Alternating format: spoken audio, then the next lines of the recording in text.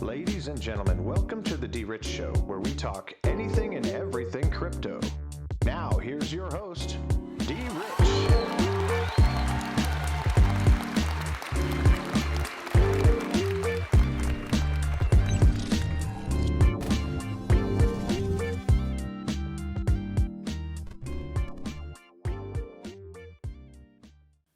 Hey everybody, welcome back to the DRich Show. This is DRich and today is Wednesday, October 27th, 2021.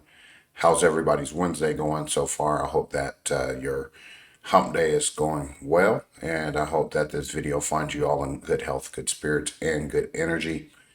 Welcome back to another day, and videos are here on the channel. Thank you for always tuning in, folks.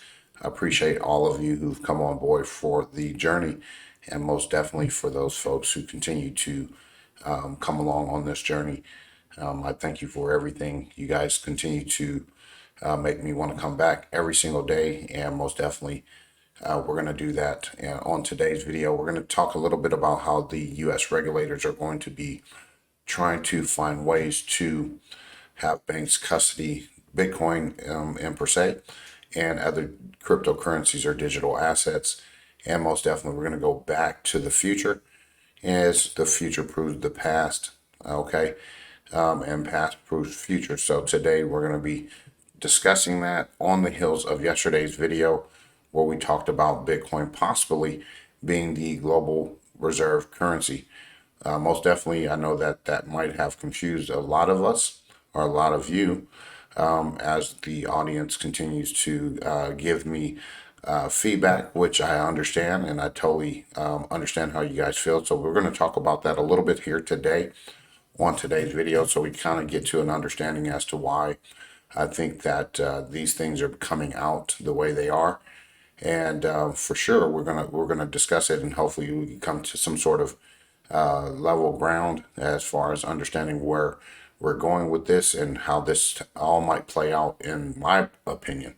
Okay, and this is just my speculation, my perspective of how I see this geopolitical financial war going on between the people, government, and those who are in higher up positions.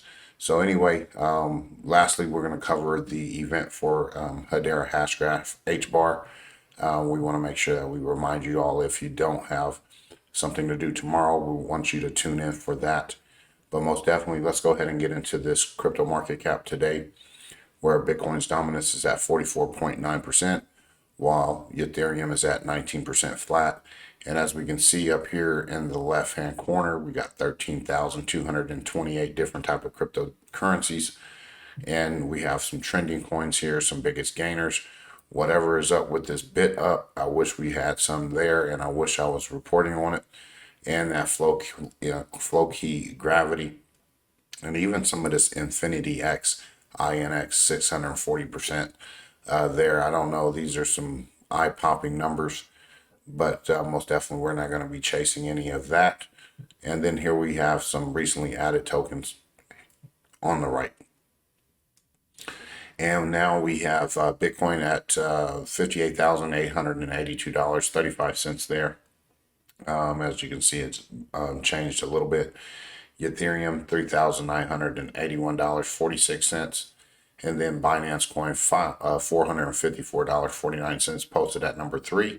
And Tether found its way back into the number 4 spot, as Cardano dropped under $2 at $1.97 at number 5.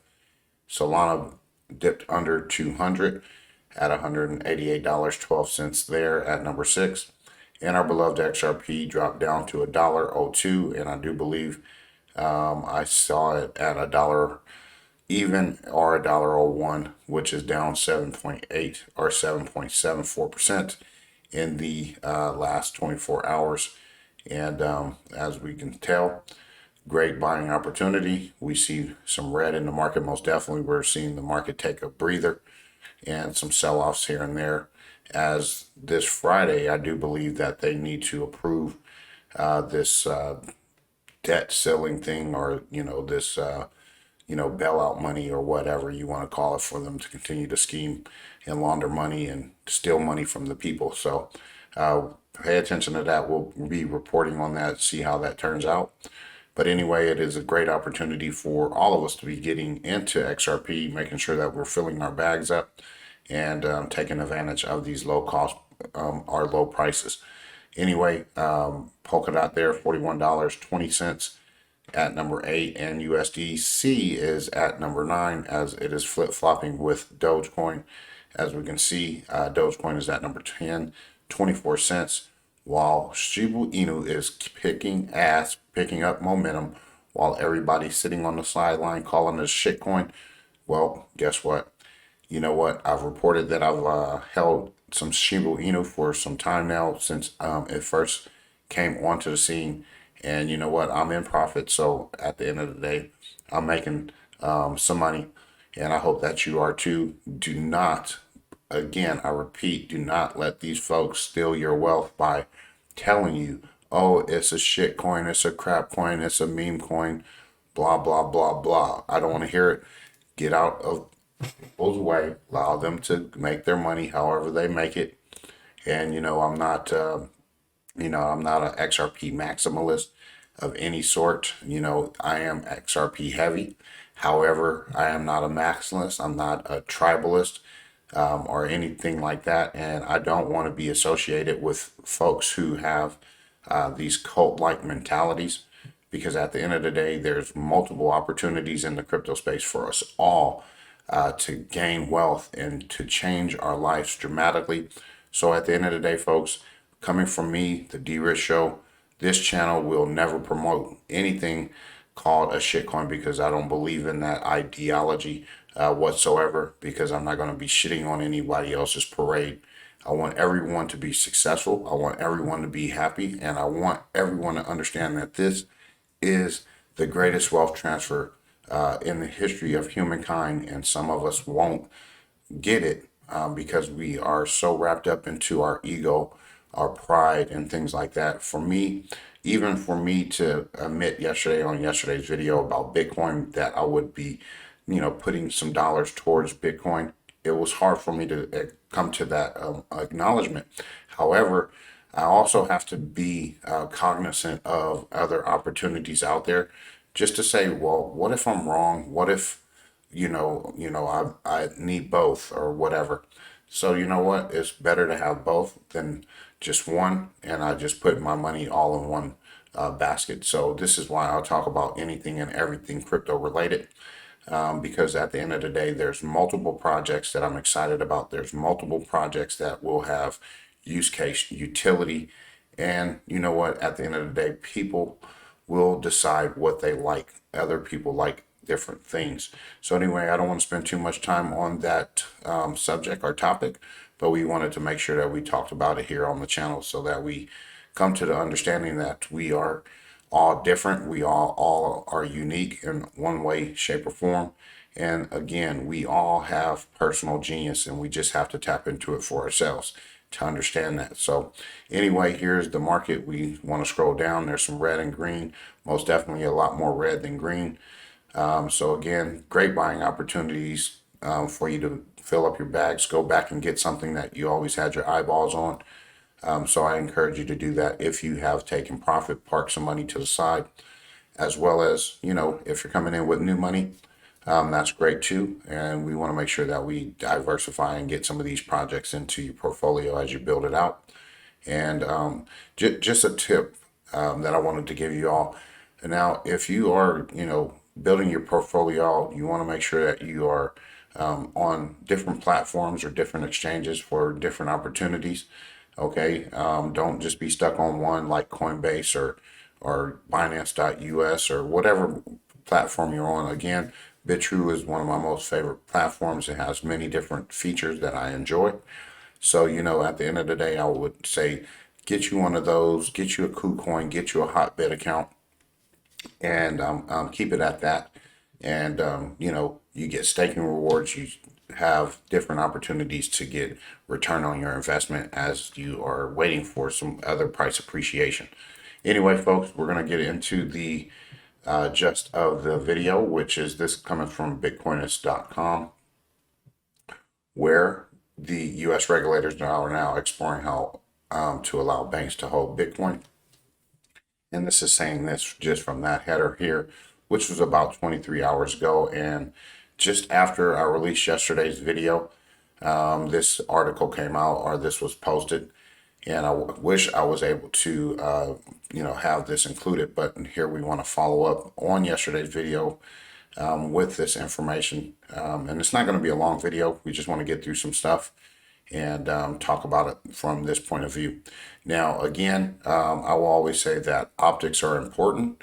And sometimes when you have folks coming out saying, like, Rand Paul, Bitcoin will be the global reserve currency. Now, mind you, I think that Rand Paul is, a white hat or a patriot of some sort, where he is, you have to play within the system, whether, it be information that is accurate or true, or, some sort of disinformation where, you kind of got to lead people to a certain path, to, make them feel comfortable where they drop their guards, and, they are led through the door.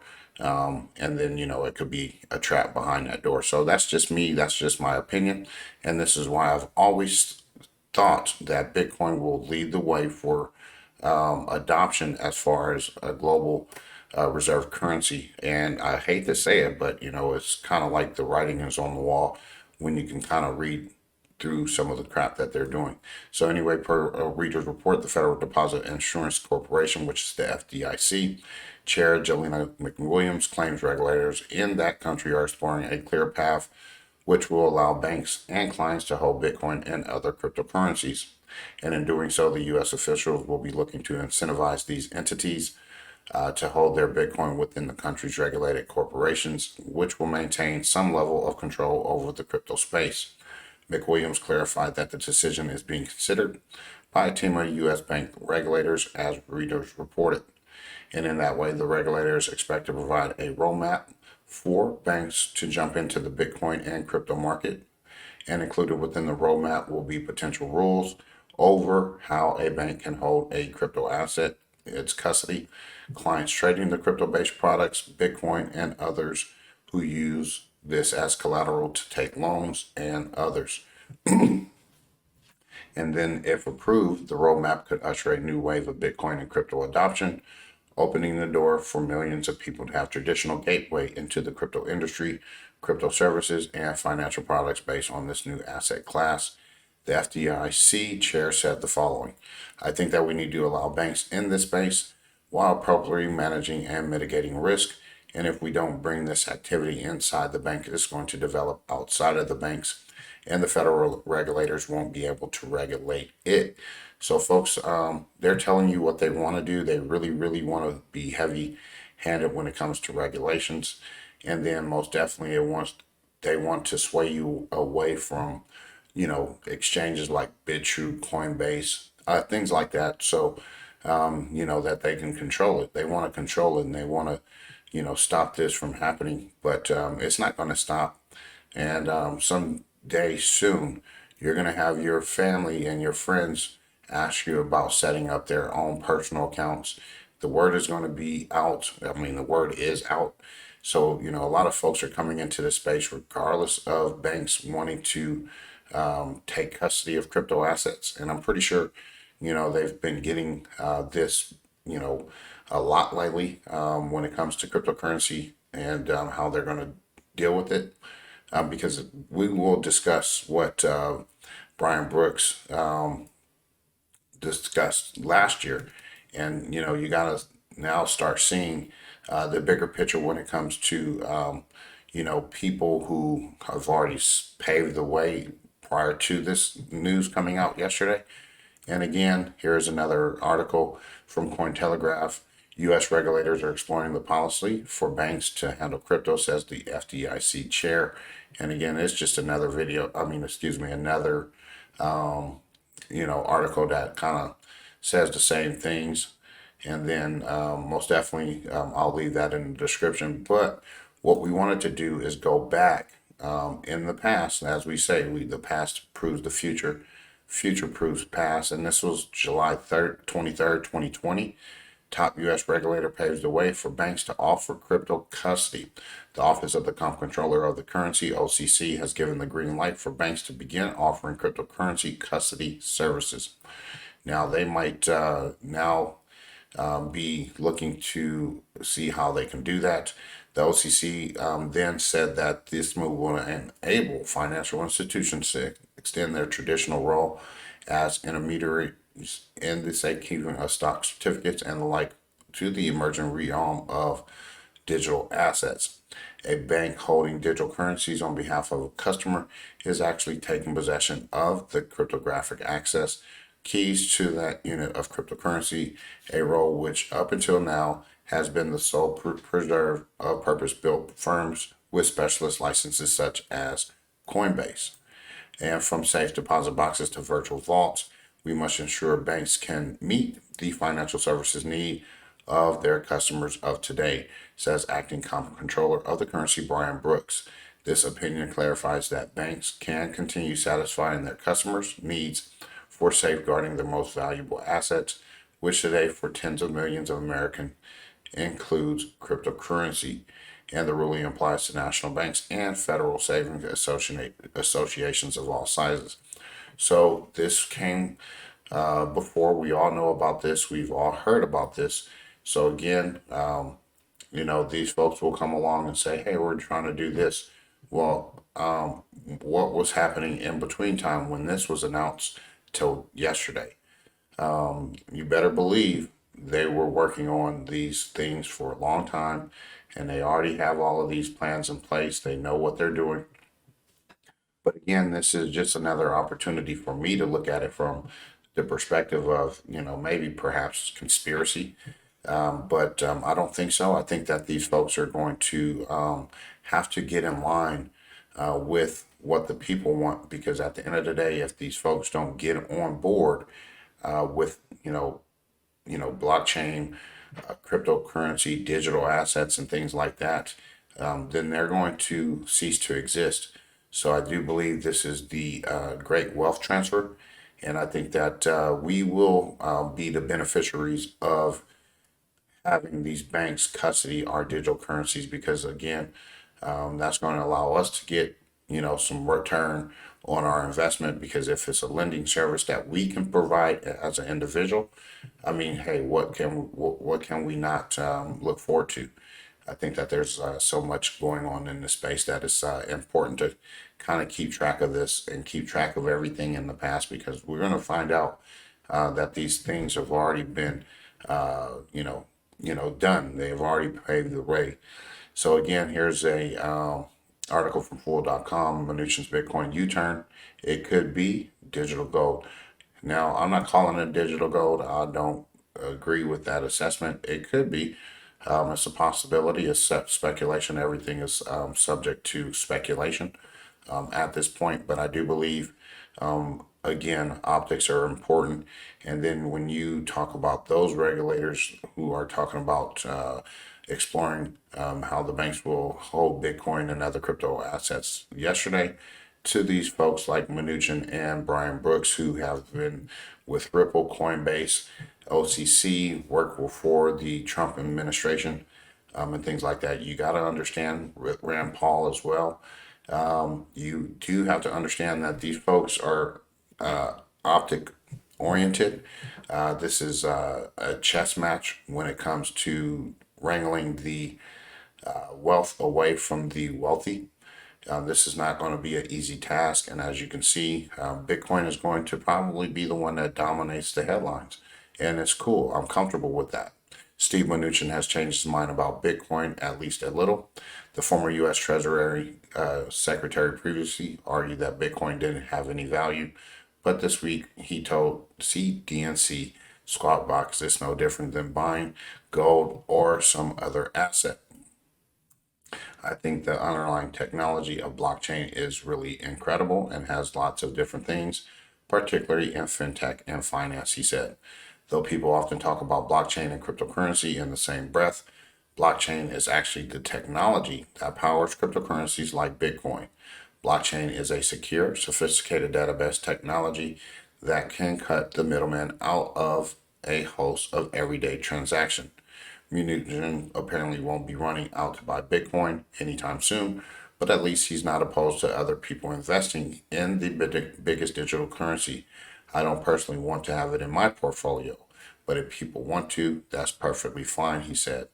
And then why Bitcoin could be digital gold. Here's some things that you can read for yourself, your own consumption. I won't get into it. And then Mnuchin still believes regulation is essential.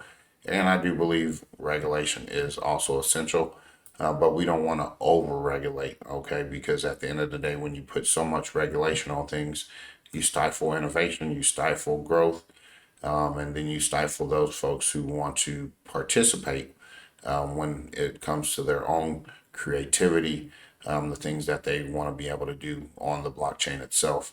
So crypto regulation is a hot topic throughout the world, and as authorities work out how to control this sprawling industry. For example, the U.S. is considering a digital dollar, which probably more than likely will be the USDC, and looking at ways to tighten regulations. So again, Powell, crypto doesn't yet have appropriate regulations as well. So here we are, folks. We're looking for, the grand scheme of things. Will Bitcoin become the global reserve currency? In my opinion, it is 50-50. And I say that only because I think that they will allow this to happen only to allow these institutions to custody these assets. And I always go back to Executive Order 13818, and also go back to Executive Order 13848. And the reason why I always goes back to those, because at the end of the day, if these folks are complicit in certain things, when it comes to their institutions, their people that are involved, that means their assets will be seized. So again, this is why I think that this is a strong possibility, and I think this is the segue into flipping the role. I think Bitcoin comes in, and I think that Bitcoin will have that role temporarily, and then if you go back to Executive Order 13772, you look at that information there, and then you also look at it being revoked. You got to always question those things. So again, I'm not saying that Bitcoin is Bitcoin like it's that for me. No, what I'm saying is you got to keep an open mind and keep things in perspective of how things can play out. All right. So again, let's see how it plays out. I don't know. I'm just taking a speculative guess, or I'm just kind of, using, some of the ideas that come into my brain, putting them out there to see what you guys think. Who knows? Maybe I'm right. Maybe I'm wrong. But at the end of the day, we want to try to get ahead of every story, every thing that might be a possibility, because at the end of the day, if you're right, then you're going to be praised. If you're wrong, people are going to talk trash about you. But here on this channel, we want to kind of look at everything as a whole, and if we are wrong, we just got to admit it and push forward and try to be right in other ways. So anyway, finally, we want to get to this webinar, Cannabis IP Rights on Hedera, which is Canopy Right, which is October 28, 2021, online.